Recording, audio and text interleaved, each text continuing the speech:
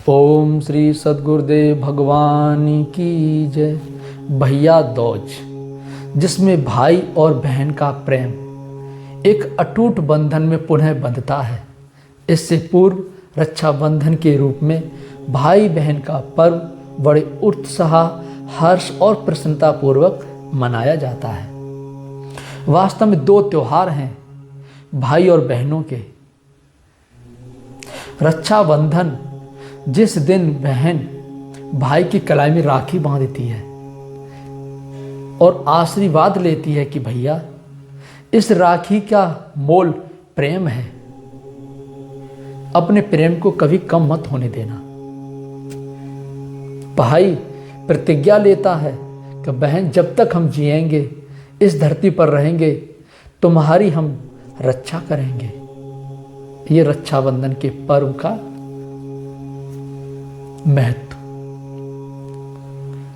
दूसरा है भैया दूज, जिसमें पौराणिक दो कथाएं आती हैं। मूलतः कथा यह है कि सूर्य देव की पत्नी सांज्ञा, जिनके एक पुत्र एक पुत्री थी, यम और यमुना। कहते हैं सूर्य देव का तेज नहीं सह सकी सांज्ञा, तो वो अपनी छाया छोड़ करके अपने पुत्र और पुत्री के पास से चली गई। अब छाया तो छाया को कोई मोह, बच्चों से प्रेम ही नहीं। तब यम और यमुना आपस में मिलते थे, लेकिन यम अत्यधिक व्यस्तता के कारण अपनी बहन से ना मिल पाए।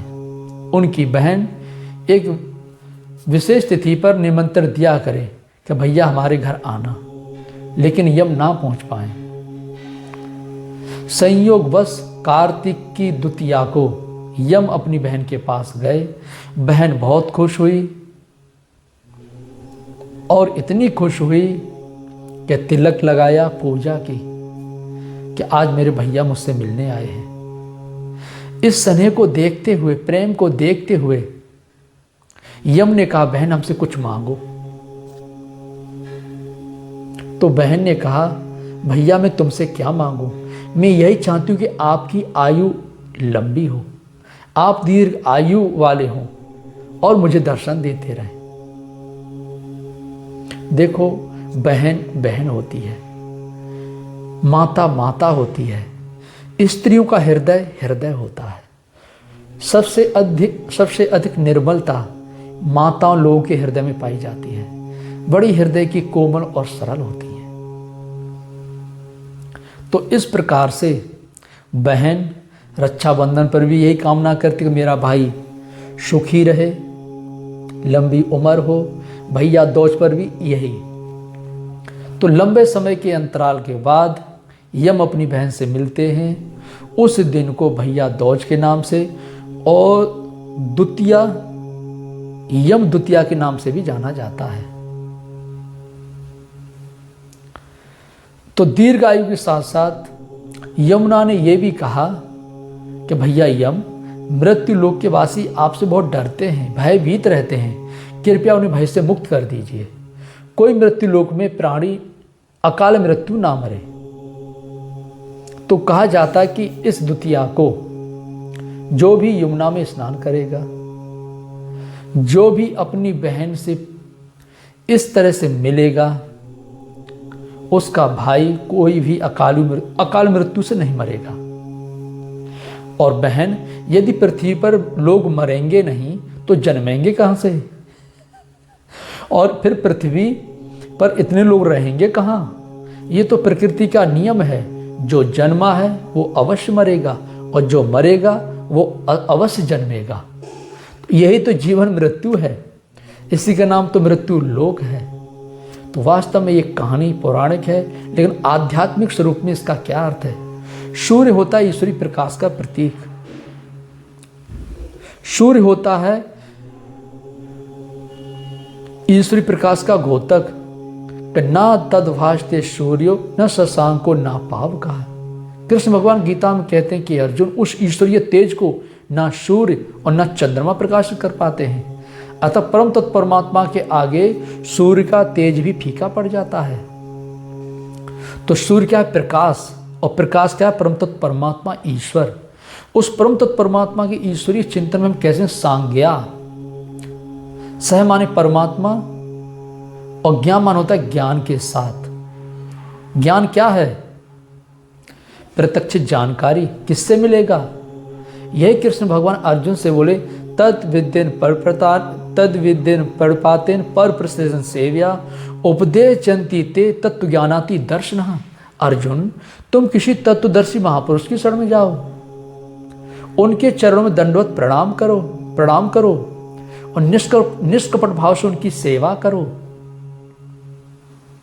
वो ज्ञानी जन तुम्हें उपदेश करेंगे, उपदेश ही नहीं इस सद्मार्ग पर भी चला देंगे। तो ज्ञान क्या है? जो सद्गुरु के द्वारा हमें साधना मिलती है, जो सुमिरन मिलता है, वही ज्ञान है। तो जो हमारी चित्त की वृत्ति ही नारी है, तो जो हमारे अंदर ईश्वरीय प्रकाश है सूर्य रूप में, और जो चित्त की वृत्ति नारी है वो ईश्वरीय ज्ञान से संयुक्त हो जाए, भगवान उठाने बैठाने लगे, उसको समझते हुए चिंतन में लगे। यम, 5 यम होते हैं, अहिंसा, सत्य, अस्तेय, ब्रह्मचर्य, अपरिग्रह।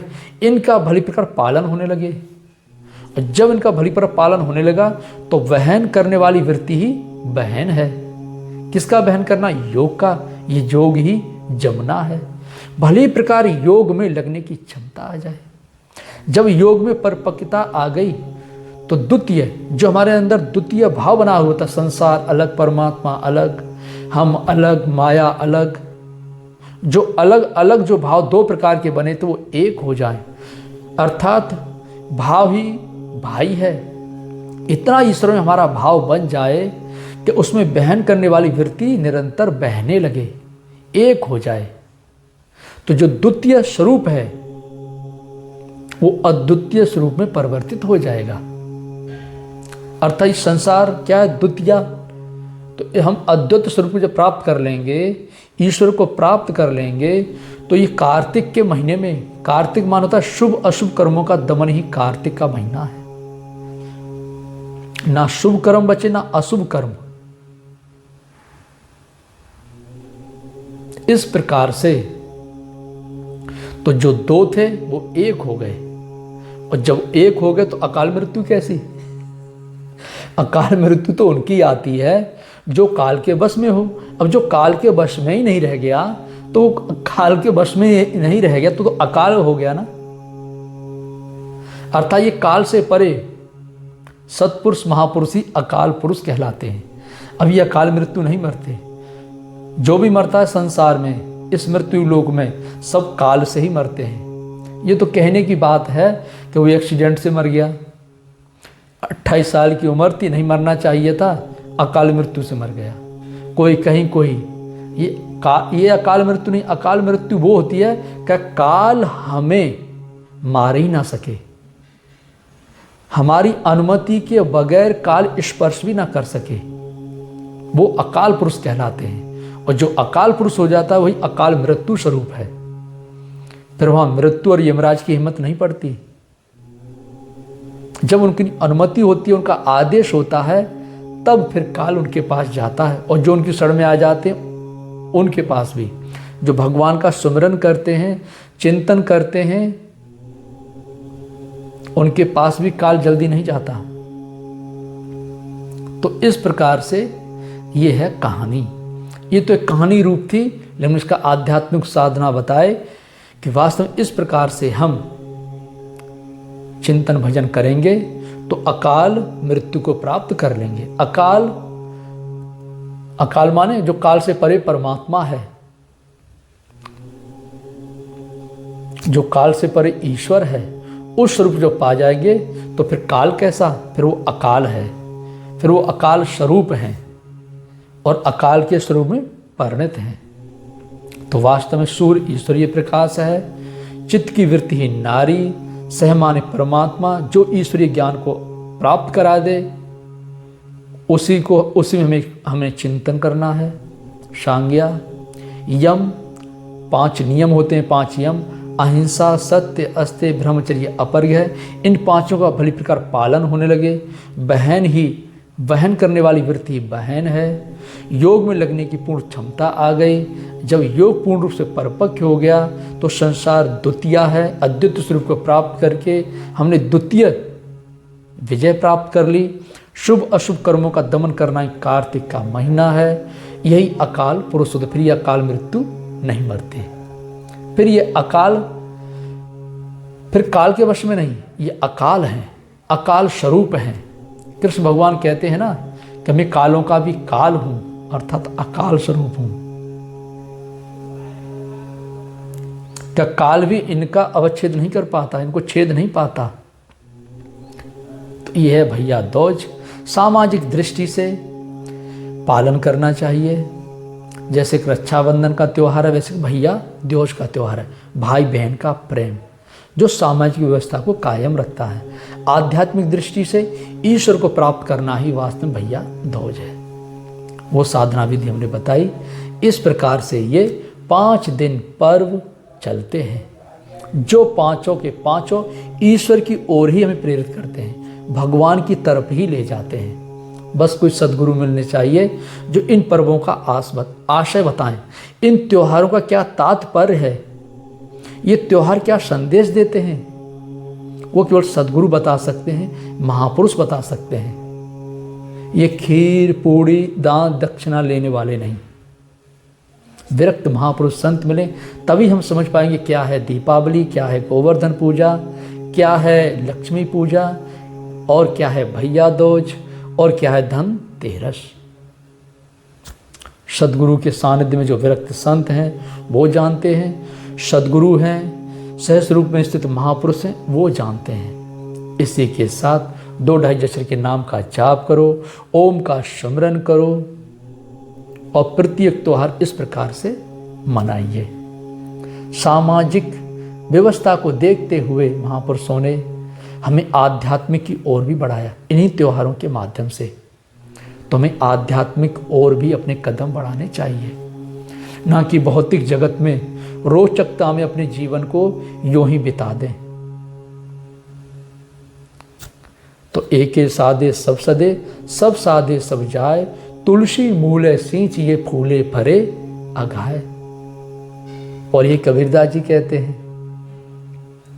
कबीरदास जी के चलती चाकी देख के दिया कबीरा रोए, और 2 पाटन के बीच में साबित बचाना कोई। तब उनके पुत्र शिष्य रूप में जो थे कमाल, उन्होंने कहा नहीं गुरु महाराज ऐसी बात नहीं है।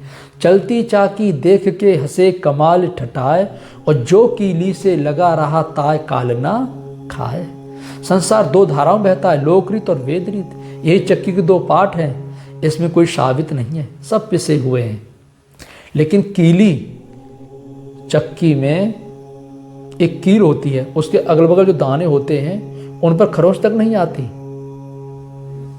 इसी प्रकार से कील एक परमात्मा, एक ईश्वर, जो एक परमात्मा को, एक ईश्वर को पकड़ करके लग जाता है, चलने लगता है, काल भी अपना खरोंच नहीं लगा पाता। कि जो कीली से लगा रहा ताय काल ना खाए, वो अकाल पुरुष हो जाता है। वो है अकाल मृत्यु, फिर वो काल के वशीकरण में नहीं होता। तो इसलिए जितना समय मिले 2-2.5 अक्षर के नाम का जाप करें, सुमिरन करें, ओम अथवा राम।